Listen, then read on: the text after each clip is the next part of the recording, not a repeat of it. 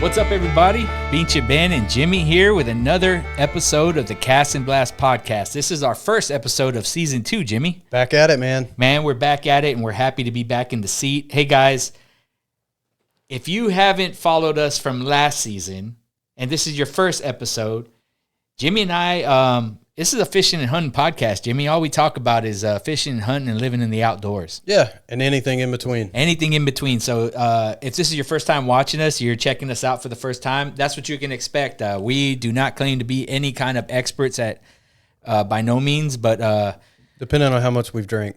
Yeah, it depends on how many beers we have, and we'll claim to some bigger fishing tales and all that stuff, huh? Yeah. Hey, shout out to our producer, man. We got Angel Flores behind the scenes right now doing some live producing and kind of switching some cameras around and all that stuff.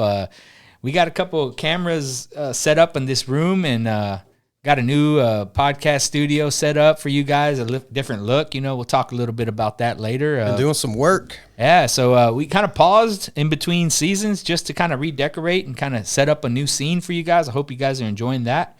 But you know, we got excited because we were flooded with some current events that we just couldn't avoid dropping a podcast about this topic, man. Man, we've been we've kind of been talking about it for a little while. The charter where the captain, Captain Chris, Captain in Chris. Florida, was it? Yeah, Florida. I think it was Two Conchs Charters. Two Conchs Charters out of Florida, man. And you guys have been seeing it all over social media, man. There was a incident that happened this week out on the waters of Florida where a fishing captain, a charter boat, you know, pretty reputable company down in the Florida coast. They got about, 20 to 30 boats out on the water where they have different charters. Yeah, they have a whole operation. Yeah, it's they got not a a single great boat operation. operation. But Captain Chris kind of had himself, one, a scare on the water, and two, kind of lost his shit, bro. You know, that's where it comes into lies. Like, was it warranted for what happened? Well, or the way he reacted to what happened. We'll talk about it, and we'll ask you guys what you guys think, and you can let us know in the comments what you think about it. We'll play a little bit of the video. So those of you that haven't seen it, you know, we'll insert a few seconds of the video. And all right, Julie, just go. I don't give a fuck. Right, Julie, just go back. I am going back. Just leave it. Fucking talk to me. You don't fucking listen for shit. I done told you, listen to me, and you keep telling me, listen to me, listen to me. Okay, I ain't fucking listening to you, bro. Okay, all right. I do this every fucking day. And you'll have to hear the story based off that video. And that video is actually just kind of a little portion of the story. So it's very one-sided, in my opinion. We'll dive into it, right? Yeah. So there was a client who booked a charter with two conches. Is it conches or conchs? Conchs, tomato. If it's I don't know. Yeah, it's like conch eye. It's more than one conch. Conch. I don't know, man. Kinks? It's some kind of a shell, man. Yeah, who knows? I don't know, man. So they this client, I think he was out of New Zealand or yeah, they were out of country. I don't know out exactly of country. You know, they wanted to book a charter down in Florida. It was him and I believe two of his sons and his wife. All right, so he books a charter. Gets out on the water with this captain, Captain Chris. Shout out Captain Chris. We know you're out there, probably looking for for some other clients right now, but that's cool, man. So he gets out on the water with this client, Captain Chris. The story goes, and you got to kind of read in between the lines. And Two Conchs put out a statement later where they kind of disclose a little bit of the information. Hello, I'm Captain Jack Carlson. As many of you know, there's been an unfortunate incident with one of our charter captains. And as a result, Captain Chris is no longer operating under the Two Conchs brand. So if I could give you some background, clients are on the water on the boat with the fishing captain. Mm-hmm. There was a couple incidences where the client might have got a little too close to the helm. Captain says, hey, let's remain, a safety space from there. We don't want you getting near the throttle, so it was kind of a mention, right? And then another incident where he may or may have not actually touched the throttle. Am I right, Jimmy? Yeah, from what I understand, and that's one of the things is it sounds like the captain kind of, anytime you go on a charter, they're going to give a safety brief and Right. hey, this is captain area, this is your area. They're Right. drawing lines in the sand right then. And that, as well as anybody does, once you get on a boat, someone else's boat, you respect the rules, the safety, and that boat. Right? Especially when you're paying for a charter, you're paying for their services, and those services include putting you on fish, and you're using their gear. They're pretty much telling you where to cast. If you're fishing for, in this case, they were fishing for mahi, man. You're dropping bait, and he's just telling you reel it in. Like, that's all you got to do is get on the boat, reel in fish. Your job is to reel in fish. And from what I understand in this instance, and there's two sides to every story, and the truth is somewhere in the middle, right? Sure. So from what I understand is the gentleman that paid for the charter, him and his family, this gentleman kept coming into the captain's station and getting close to the throttle, and he's been told numerous times, Stay away. Captain's station, stay away from the helm. You got no business being there. And this wasn't a small boat, man. I can understand if it was like tight quarters and you just walk by Right. it and it's getting in your way. But if you look at the video, guys, there's a couple of like Yeti coolers and stuff sitting around each side of the helm, which gives you an indication that beam is pretty wide and you got plenty of room to get around without. I'm going to guess this was a 30-ish foot boat. Or Yeah. big, somewhere. It's a good sized boat. But yeah, it sounds like the gentleman got a little close to the throttle, and his excuse is that he slipped. Sure. Water on the boat. Water. Deck, Maybe he slipped and hit the throttle. Hit the throttle while the captain's back there doing some work. Yeah, I think he was trying to take a hook out of a mahi that had just reeled in, and he was at the back end of the boat. And yeah, when that throttle hit, what happens? It jolted the boat forward, which got him to go backwards. He damn near fell out the back of the boat with a throttle going With the props turning. props going, Just and churning. so you're falling over the backside of your boat. That motor's spinning, brother. That's a death sentence. That's a death sentence, man. a That death guy was headed for. Thank God he actually was able to catch himself on the dive platform, and he was able to bring himself on the boat. And needless to say, that this guy was not a happy camper. No, and he expressed that in a very explicit manner. So that's where the controversy comes Exactly. in. Was what he done warranted? The way he expressed that, Right? Or should him as a boat captain and a professional maybe handled the situation a little bit different? So there's a lot of variables that come into there. Your emotions are very hot. You just almost become chum, shark bait. So, Brother, there's a saying, hindsight is 20/20, right? Yeah. Me and my wife got into an argument last night about, I overheard her saying, hindsight is 50-50, she's going to kill me. And I was like, excuse me, did I just hear you say?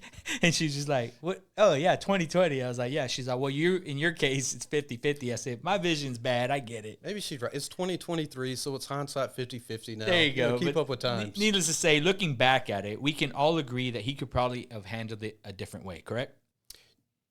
Yeah. I mean, as a professional, there's probably a level that you do not cross. However, it seemed as though this captain was very justified as how many times he told him. And you'll see the video for yourself where you hear him repeating, man, I've been telling you guys, and you're telling me, listen to me, listen to me. I'm not listening to you. I am the captain on this boat. You listen to me. And guys, this is a learning lesson for every person out there. We got a bunch of friends that are boat captains. I think the two biggest issues was the language in front of the children. Sure. Right. But I'll tell you one thing. I would fish with Captain Chris. Yeah. I mean, for one, I fish with anybody that's going to take me out. That's true. So if you're watching, make sure you hit us up and send us a comment. info@cast&blastoutfitters.com. Yeah, we'll go fishing with you guys. Hey, Captain Chris, hit us up. We'll go out there with you, man. Hey, check it out, man. Touch the throttle. Yeah, we won't touch the throttle, I promise. But no, man, I mean, it's a lesson, right? Because you're paying for somebody, you're going on their boat, and there's some things you got to kind of know. And we talk about it all the time when we talk to these guides, right? They're bringing guys on their boat, and you have a method to be successful as a charter, as a captain. You're like, hey, this is what I do for a living every day. I put people on numbers, or I put people on successes. You don't guarantee anything. However, you're going to go because they're paying customers. You're going to do everything within your ability, within your knowledge, within your experience. You're going to do everything to put them on a successful experience, right? In this case, I think they are already proven that the proof is in the pudding. The dude was unhooking a mahi from the back of the boat. So yeah, they're already... They'd been catching fish. Yeah, and from what I hear, they actually continue to fish. 4 hours after the incident, yeah. So, I mean, you guys are going to see the video. Let us know what you think, man. Let us know in the comments, you know. Was this justified? Was it not? How would you have handled it? If you were a customer, how would you handle it? If you were the captain, how would you have handled it? Let us know in the comments, man. We'd like to hear from you guys. And also, if you've been out on a charter and you had an experience that was kind of, you know, sometimes the roles are flipped. Sometimes the captain is, you know, the one doing an unsafe act. I'm not saying that happens a lot, but I mean, if you've ever been on a boat where you saw something, you had to make a correction, or you were a charter, you're a fishing captain, and you have somebody on your boat and you've had a close call and you had to make a correction and it didn't go quite as planned, let us know in the comments, man. We want to hear your stories. In fairness to, I guess, both sides, I read a lot of comments, and this just goes to tell you, don't believe everything you read on the internet. It's just like the fight videos and the the police videos and all that stuff. Yeah. Very controversial because you're getting a small perspective, right? Whatever that camera angle caught, whenever they decided to press record and whenever they stopped. From what I saw in that video, I will tell you this, that it did look like the kids were a little startled, and that's not cool. I mean, how startled would they have been had that guy fall off the platform and get chopped up in the shark chum? Devastated. Oh, devastated. Like, yeah. Just traumatic life-changing, right. Traumatic experience. The guy really expressing his emotions and feelings of, like, do what I tell you to do because I'm the captain of the boat is far less traumatic than impactful, him. Yep. So, in once again, in fairness to, I guess, both sides, I read some reviews and comments of other people that had fished with two conchs. And it was a mixed bag. Some people were saying, oh, man, all the captains seemed like they were in a bad mood. Like, you get out and the day starts off. A little salty, maybe? A little salty, yeah. A little salty, right? And then other people are like, man, they're the best charter I've ever been with. So they got a good, reputable company. The owner of the company came back and released a statement. Maybe we'll put a little piece of that on there, or maybe drop a link where you can go check it out. But I guarantee you this has come across your feed once or twice. And if it hasn't yet, you have to check it out. It's let us know what you think about it. If nothing else, it's entertaining to watch. Man, have you ever been on a boat where something like that's happened? Have you ever been on a boat with someone where maybe they almost fell off a boat, or? Yeah, I was on earlier this summer. I was on a boat with someone that fell off the boat. His name will stay. No, let's talk about it, bro. Let's talk about it. I took a spill. I took a dump this year, and took a quick drink. And it happened fast. It happened quick. It happened, of course, unexpectedly. You know, this was nothing happening that was unsafe. It was all. It wasn't unsafe. We had the. Yeah, we'll just go ahead and tell the story. So, man, this is a great lesson for anyone who's fishing in a lake, really in any water, but we talk about all the time. I'm big on PFDs, right? And I wear my PFD to and from, you know, when you're getting, if the motor's running, I got it on. And I'll tell you a little bit after the story how that has changed for me. So we get to a place where we were fishing, and we were pretty much kind of done for the day, but we're like, let's hit up this last spot. We went to the last spot just across the lake or across the cove from the ramp. Yeah, so we were like, we're really, let's try this one little spot, man. That looks fishy. So we get out to the spot. Motor's killed. You know, you were at the helm. You killed the motor. Yeah, we were idling in. Yeah, we're idling in, and I get up to the bow of the boat, and I'm dropping the trolling motor. And as I'm on the trolling motor and dropping it down, I had just taken my PFD off, and I get to the front, and I'm dropping the trolling motor, and our weight kind of catches up to us. By this time, our trolling motor had the handle on it, so I kind of had to get around that, and as I'm dropping that, I'm on the very kind of outside edge of the front of the boat, and our weight catches up to us, and I'm like, whoa. I take a whoa, and I'm in the water. That was that quick. I didn't even, I had my back turned. I didn't even know what was happening. Yeah, you were taking your PFD off. Yeah. You were getting ready to fish. We have your son on the boat. Everyone's excited to start casting. I heard the whoa, whoa, whoa, and I turned around and looked. And What'd you see next? I see. So if this table is the boat, you would have been here on the right side. Yeah, and you were facing That's towards the boat, and I seen you off the boat in the air, and your toes reaching for the side of the boat.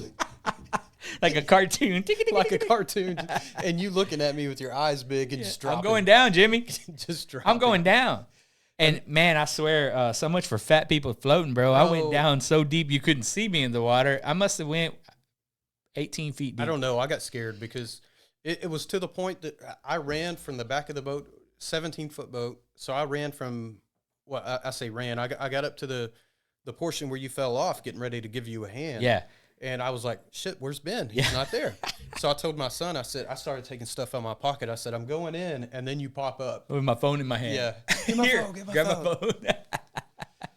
So, I mean, lesson learned from that day forward, guys. And we've been fishing several times since then. I don't take my PFD off anymore. I got we went and invested in some comfortable suspender type. Leave it on. Auto manual PFD. I got that on. I just keep it on. I've even had to put a jacket on over it, and in the rain, and it hasn't bothered me. I feel like if I have it, it's in the boat. Invest in one that's comfortable enough for you to wear all the time. I'm not saying I was in a position to where I would have needed it. I knew where I was closer to the bank. It was a good little steep drop. So, I mean, I did go deep, but, I mean, I was able to swim back up. But God forbid, what if I would have went down and hit my head? And it was scary. It was scary. It was scary at the moment, and then I came up, we were all laughing, and it was a funny moment. But the results, thank God, were not as serious as it could have been, but lesson learned.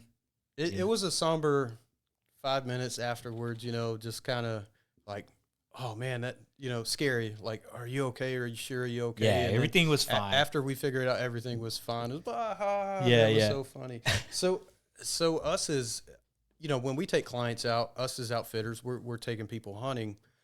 Let's put ourselves in that captain's shoes.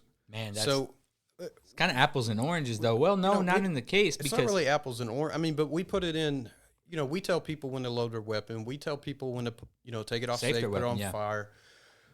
What happens if we have somebody comes out and they don't listen to us and they do something behind our back, load a weapon without us know it, and they have a negligent discharge or, some type of very unsafe act? What is our reactions going to be? Right. We've had some very small ones. You don't know until you know, but we've had some issue, or not issues, but we've had some incidences where we had to kind of be a little stern. Yeah, we've had to be stern with people. Caught quite a few weapons that said they were clear, but they weren't clear. Yeah, said they were clear or not clear, or the weapon was on fire when it should just. And that's one thing that we constantly do is just keep. So now we clear the weapons ourselves is like buddy check. Yeah, so that's something we've learned and implemented in our practices. But God forbid something does happen, a negligent discharge or something like that. What, how do you feel that you would react upon that? I do believe with a negligent discharge, I probably would be a lot more animated, similar to the captain was. It's a very serious and scary thing, especially, Jimmy, if there's kids around. And that's what I try to put myself in his shoes whenever I watch that video. That's a good point, man. What would I do? How would I react? I know that I would take ownership of that weapon, even though it's theirs. It's mine at that point until we get back to, And who knows what kind of altercation that creates with you and the client. You know what I mean? Now the both of you are fighting over a loaded weapon or something, and that's not a safe thing. So you're already on 10 when you should be at a 2, and then that client's, it's really a tough situation. Yeah, exactly. That was the point I was going to make, is you have to, especially with us, if weapons are involved, you have to stay calm and collective. You have to, and you have to be able to, still talk to that person in a You have to be in calm control of manner. the situation. Exactly. You have to control it. If you don't, it's a very dangerous situation. We both carry sidearms when we have clients. And yeah, I'll leave it at that. We both carry sidearms. But I do believe that the hunt would end at that point. Like, oh, absolutely. There's no moving forward. There's no, nothing that's else. not finishing You've out the proven yourself day to and be all so that unsafe. stuff. I don't care how much money you paid. Yep. It's not Sorry. happening. Yep.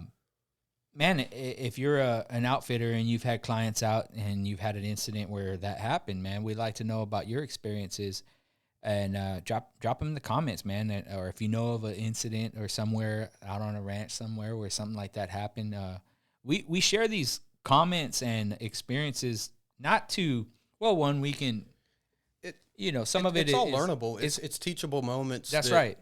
And you can also learn, just like we were laughing about me falling off the boat. There's a learning from that as well. We talk about it all the time. You're going to learn from our experiences, positive and negative.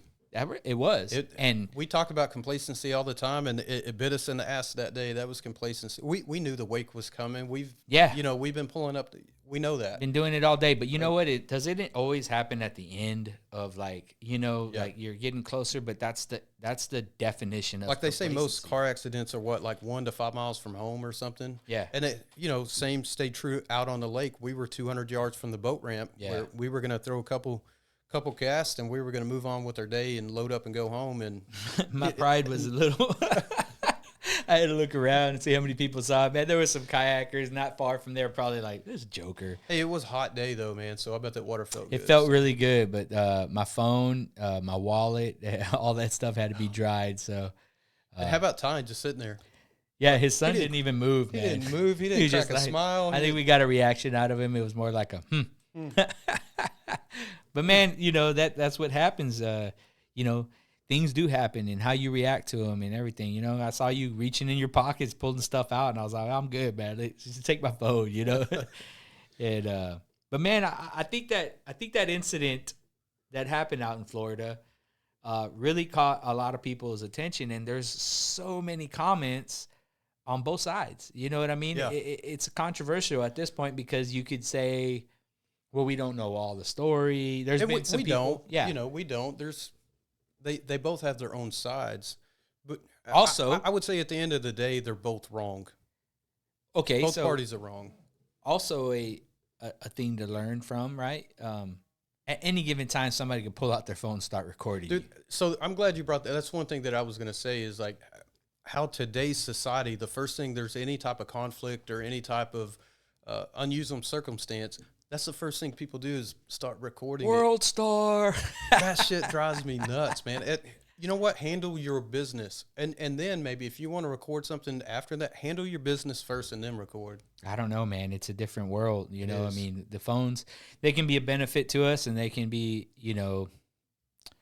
It's like everybody, police got body cams, just like a personal body cam. Everybody is just, they got that record on. It's kind of crazy how we've evolved to that, isn't it? Yeah, like nuts, it's almost like that Big Brother. It's present. Well, in a lot of cases, this is very minor compared to a lot of things, but it creates division because it's a very one-sided. It's perspective. It's perspective. So it's portrayed like the first time I seen that video, my initial thoughts was like, man, this dude is like nuts. Like who would let this guy on a boat be a captain? How did he get his captain license? And you start thinking of it. And you're like, somebody yelling at you like that, bro. There's a reason. Why did that be happen? chummed in the water? Mm-hmm. I would have knocked him off the boat, Why is that dude yelling at you? You got to step back and think about it. But a lot of people, they just get that first perception. Then they keep scrolling and they talk to somebody else and they're like, yeah, that dude was a jackass. He was just going nuts and there was kids on the boat. And I don't know, man. The recordings sometimes they're just so one-sided. Well, we're thankful for it this time because it was great content for us to come across my feed, and it gave us a good topic of discussion today, man. Entertaining. Speaking of topic of discussion, man, how about we address the elephant in the room? Well, there's only one thing in here big as the elephant, so I'm going to guess you're talking about the... yeah, man, this big old wall behind us. The Great Wall of La Casa. So, again, Angel sitting behind the scenes right now doing our live production and stuff like that.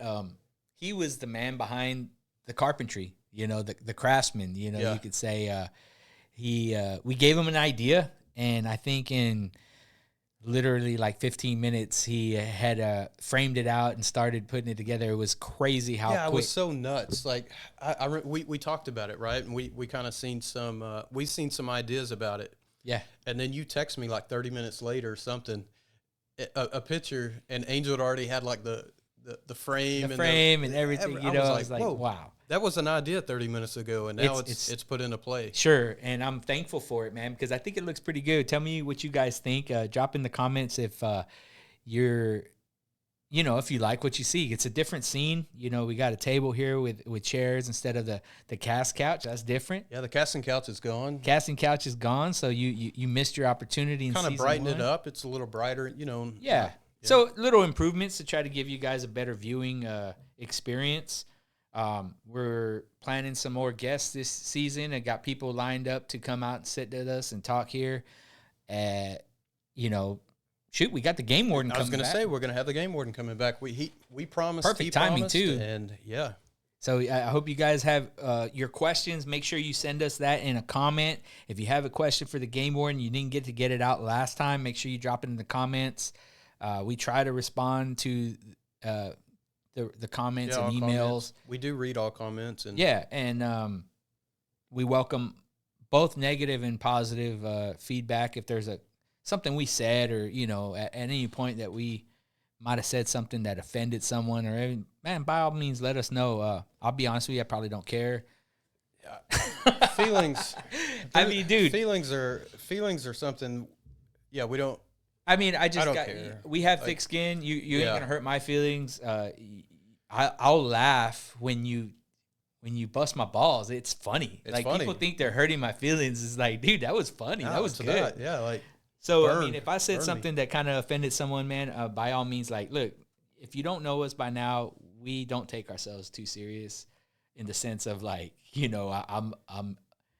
Oh, you can't say that Yeah. about me or this and that, man. By all means, go at it, man. We'll have give them to us. we'll have a dialogue back and forth. But I'll tell you right Shit, now, you should hear what we say to each other.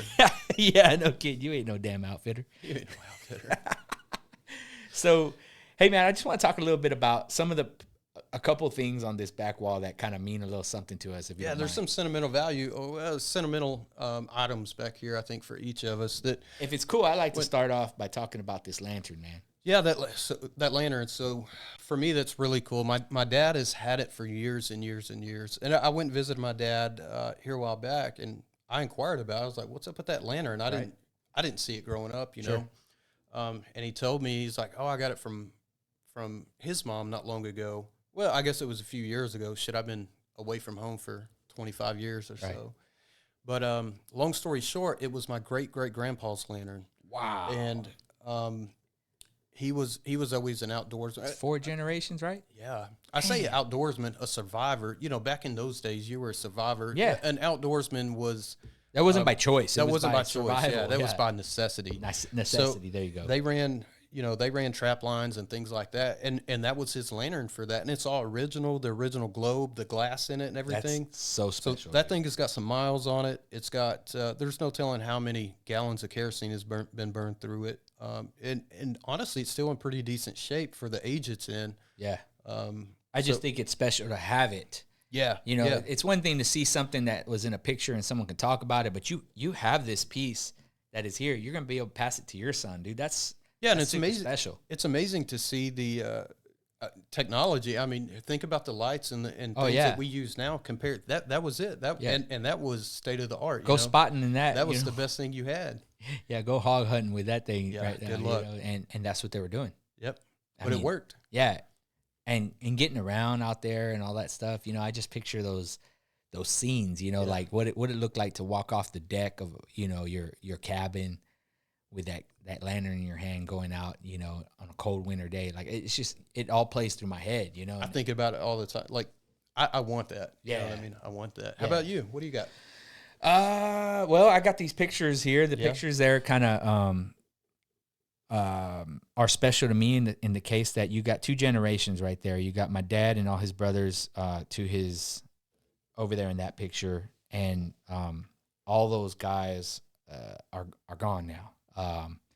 it's, with the exception of my Uncle Eddie in that photo, he's actually the oldest, and he probably has about 10 more rounds in him, man. Yeah. Yeah, he was an old boxer, man, and I don't think he's still a gym rat to this day. So Nice. But the rest of the brothers, unfortunately, are all gone. So the generation after them is us, and these are me and my cousins here. The Primo's there, and we got the torch now. I tell you what, y'all, every one of you looks so happy in that picture too.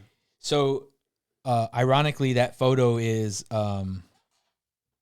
after the passing of my Uncle David.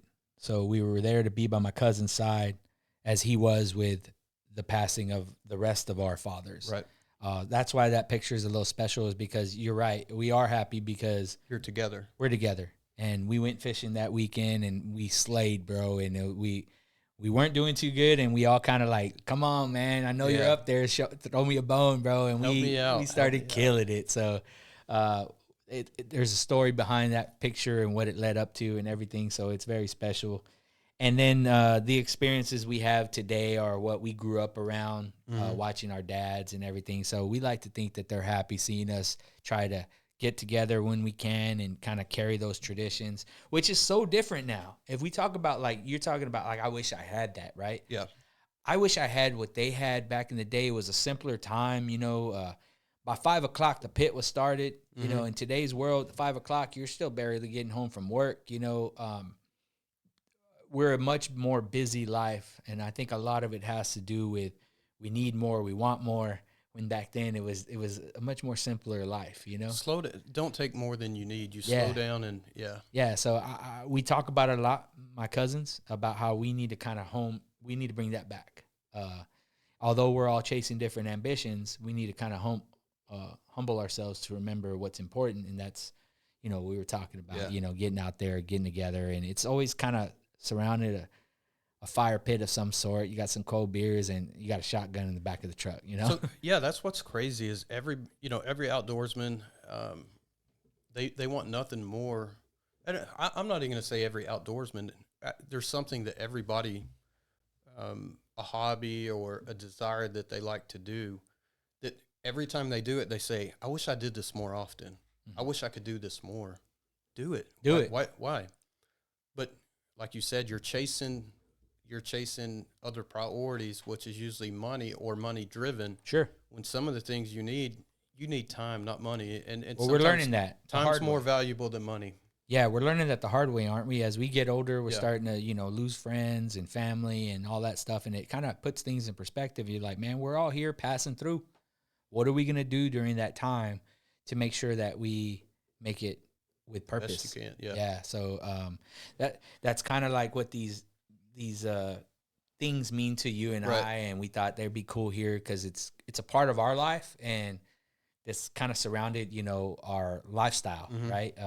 You know, the lantern's a very symbolic. It really is. It is. I love it. I mean, it's really cool, man. So got an old lure on it, you know, and you know, we got some other taxidermy up here. It's not really taxidermy, but you know, well, I guess you can say that. It is that. Neither of us shot this deer. I found this deer. It was a deadhead. You know, I don't know if it died of natural causes or, you know, was shot during season and never recovered, but I found it. But it looked a lot different than when you found it. Yeah, it did look a lot different. So you did a good job making it. You know, I just kind of stained the horns and painted it and bleached it and everything. Just it's good purpose for what it's doing now, you know, but secretly, or not secretly, I'll say it out loud. Really, taxidermy for me is a little out of my league. Yeah, I'm not a fan of it, man. It's just, it's expensive, and I kind of like the way Euro mounts look better.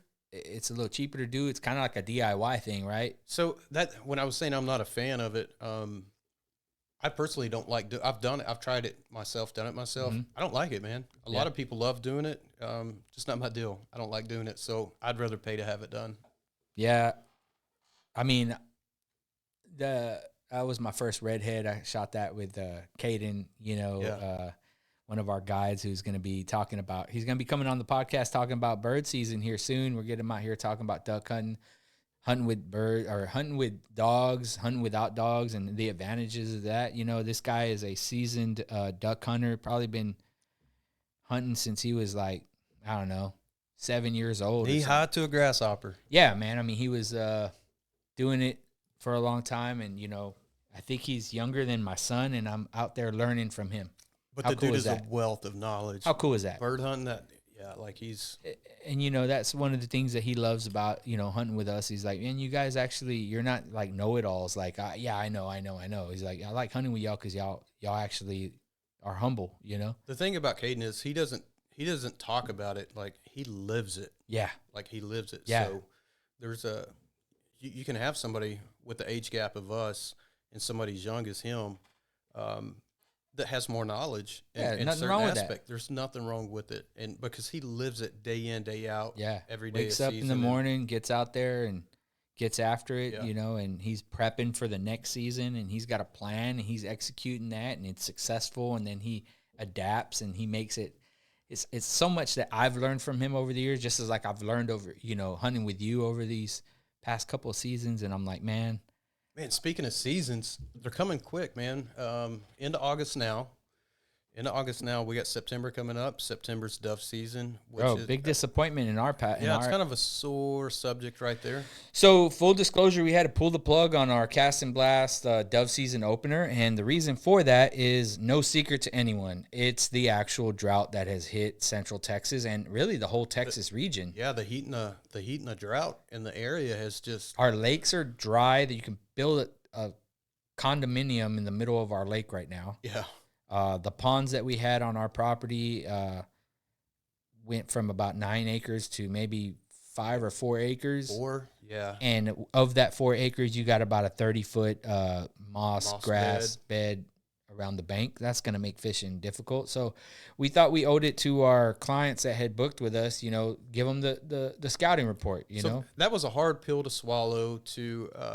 We had, 2 days fully booked, 40 total people, 40 total hunters, to have to notify them that, hey, it's not going to happen. We're sorry, but it's not going to happen. But at the end we got good feedback from everybody. We felt like it was the right thing to do. So that's what everybody said. So and it was hard to send deposits back too. Hey, oh man, yeah. As a business, that wasn't the plan, right? Was to pay everybody back and do all that. You got to be upfront, honest about everything. But that's part of business, I think that's good disclosure to people that are looking to get into outfitting and something like that. You got to do the right thing for the client. The customer's always right. Well, debatable. Yeah, debatable. But, in this world, the one thing we can't control is Mother Nature, man. Nope. I can put in all the effort ahead of season to kind of prep the land and prep, the soil and kind of plant some, seed and get it out there and get you some dove fields going. But if Mother Nature is not on our side and that water isn't there, those birds ain't flying over. Nothing we can do. Yeah. And I personally think, I don't know, what do you guys think? I think everything has made its way down south already. I mean, it's not looking good for Central Texas. I've been trying to figure out what happened to the birds, because they did make their way south. There's a lot of birds down south. Sure. They had to.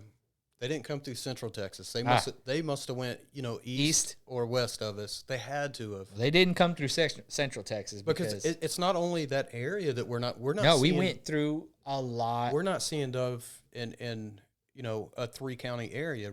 Yeah, not very many. Yeah, and that's usually kind of like a good spot. Game wardens are in shock with us. Yeah. Everybody's just in the consensus that, hey, this is not looking good this year, at least for Central Texas. Yeah, dove went around us. Yeah, so for that reason, we're going to go down. We're taking our talents down to South Texas to do some dove hunting down there. If the dove don't come to you, go to the dove. That's right. So I hope you guys are making the same move, and you're probably booking your hunts this year for dove season, duck season, whitetail season, and we're preparing for our whitetail season. You guys know we manage an MLDP program. So pumped about deer season. I'm so ready to get back out there and get after it. Yeah, so we got that symposium we're going to. Yeah, Friday. That's going to be fun. We're going to learn a lot there. Texas Parks and Wildlife. Texas Parks and Wildlife and Texas A&M. Yeah, so we're going to go down there, see what we can learn about, management, Yeah, no matter how much you think you know, you don't know everything. So if there's an opportunity to learn, take that opportunity. We're taking advantage of it, so that's going to be cool. Hey, I want to talk about, in addition to weather, right? We got that weather is affecting our bird count. what are you seeing with our game cams, man? I mean, how is that affecting our cams right now? Well, let's talk about that MLD program, right? So Right. part of that survey or part of that program is you have to survey deer, right? Yeah. So you do survey deers three different ways: one through cameras and feeders, two through a spotlight survey, where we Obviously, go at night. At night, yeah, you go out and spotlight and count deer, and there's a whole metric to everything and how that works, and then through what they call the incidental sightings or reports. So just when you're out on the property and you happen to see deer in different areas, you count all those. So the spotlight survey, we talk about how hot it's been. We've been out there a few times doing the spotlight survey already. How hot has it been at night? So we're not coming under 100 degrees until at least 9:30 to 10 o'clock. You know, that's when we break under 100 degrees. So even with the spotlight survey this year, it's been tough because, you know, the grasses are high. It's a lot of dead vegetation out there, but it's the deer hide in it so well. And we're they're not bedded down. We're not even seeing deer on their feet until, 2, 3, 4 in the morning. So when we're trying to do the spotlight survey, they're all bedded down, and that we're spooking them up. So we're coming through driving, having to spook them up out of their beds because it's still just too hot. And I think all the movement, the majority of their feeding and activity time is probably somewhere between 3 a.m. and 8 a.m. So they're bedded down the majority of the day trying to beat the heat. I am impressed with the doe to buck ratio right now, and maybe we'll talk about that. We'll talk about that in another podcast maybe after we do this symposium. We'll see what we learned there, and then kind of share some of that stuff. But I'll tell you what, that one buck we seen the other night got me excited. Just oh my goodness, that was a good score. That was a big deer. Yeah, so we got some. We're holding some out there, man. So we're taking that count right now, getting those to the biologist, right? And we'll get our tags, and when we start getting our numbers, we'll post it for you guys to start booking your hunts with us. So we got that going on, and that's been taking up a lot of hot nights. Yeah, there's some work in on it. Yeah, it's been fun. But yeah, this heat has really been affecting the animals. Think about how many hogs that we don't see. Yeah. We normally see a ton of hogs, and they're finding water, man. Yeah, they're finding, which there is some water on the property. There's a few tanks, and a portion of it has the San Gabriel River running through it. So, which I was surprised that we didn't see as much as we thought we would. Didn't see any. I did see a few on some of the cameras, but nothing in the numbers that we normally see.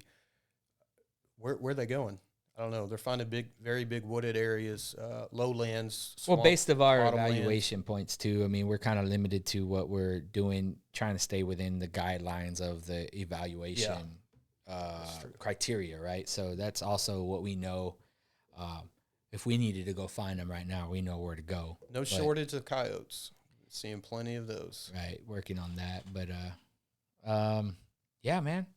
It's going to be a good season, though, bro. Long story, or short story. Yeah, super pumped, ready for season I do think that the winter, though, is going to be brutal. Just as brutal as the summer. And I'm not looking forward to that, man. I know we're going to have a tough winter. I'm so looking forward to that. Well, because you've been out there and you're like, I'm over this heat. Yeah, I'm looking forward to it. I hope it is a cold winter. I'm trying to remember if you do better in the winter than I do. Yeah. I used to hate the winter. I love the winter now. Yeah, my wife, she's like, man, I'm over this heat and this and that. I'm like, be careful what you ask for. I'm totally over the heat. Forecasted, they're saying that this area should be a lot colder and wetter, whether it's rain or snow. That's what they're saying. I don't think we're going to see a lot of snow. That Snowmageddon in 2021. Yeah, I wasn't here for that. I just missed it. So it would have been nothing to you from where you were at. No, I think you guys got more. I was in Kansas, North Kansas at the time. I mean, we did get a lot of snow at that time, but I think there was more down here, or maybe more ice. I mean, we had quite a bit of snow. I would love to do a hunt in the snow here in Texas. I've never done it in Texas. I want to do it here in Texas and just do it because it's so rare that's when I want to go. Yeah. I've been out in the coldest. I think it was like 9 degrees one day duck hunting with Caden, and it was like brutal. And we came in, bro, and I swear I wanted to cry. My hands were so cold. Yeah. And I was like, if you don't cry, I'm not crying. So we get in the truck and we're warming up our hands, and he's like, being tough, right? You know, shoot, man. And I'm just like, looking at him. He's like, damn, bro, I almost cried. And I was like, man, I almost cried. I was like, I'll wipe your tear if you wipe mine. Bro, it was brutal. I learned what, decoy gloves were after that. Yeah. I would never put my bare hands in that freezing water again. I think it should be a good year. Yeah. If we can get some moisture back in the ground and get some cooler temps, animals are going to be happy. Well, it's a good launch to our new season of the Cast and Blast podcast. It's a good launch to our new hunting season coming up. We got bird season coming up. We got duck hunting is in the forecast. We got whitetail season coming right behind that. We hope to bag some quail. We hope to tag out this year and have a great season. We hope you guys are out there tagging out. What season are you most looking forward to? Like, what is your, like, I can't wait for Let it us to know get in here. the comments, man. Let us know where you're hunting. I mean, obviously not where exactly. I mean, now you don't want to give up your spots. We want coordinates. But, we want to just know, like, basically where our reach is going and, like, where people are kind of doing it. It gives us perspective about the different areas where you're hunting, fishing, all that stuff. It kind of gives us an idea because, we're going to be going outside the, lines of Texas this year, hopefully, and kind of getting some different hunting in different areas. We got some invites. We're going to try to take people up on those and get out there. Man, if you're an outfitter and you want us to come down and hunt with you guys and on your ranch, man, especially here in Texas, we welcome that opportunity. Even if you just want us to come check it out, not even hunt, and we'll maybe do a just podcast down there. Podcast it and talk about your ranch. I mean, a hunt would be great, but yeah, we'd love to just go see other ranches and maybe do a podcast or that'd be cool. Talk about it. That'd be cool. So, man, I think that's a pretty good, solid podcast for today. We just basically dipping the toes back in the water. Kind of trying to get back in the saddle get back in the saddle and kind of get the swing of things. So, I mean, I had a good time.